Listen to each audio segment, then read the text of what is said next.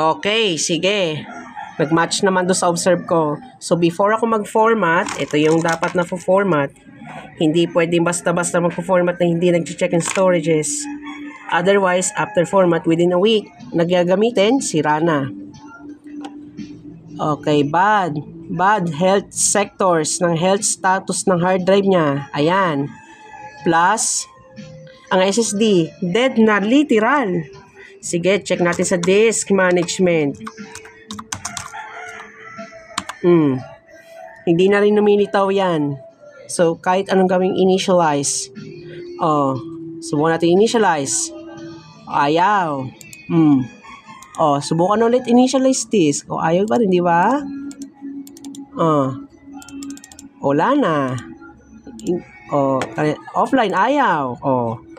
Saan pa? Hindi na nalitaw ang hard disk drive or SSD. Ganyan na siya. Ayan, kitang-kita naman. Ayaw na. Hindi na nalitaw yung D drive dapat. This one. Initialize. Ayaw. So, nag-match. Sira. Sira to.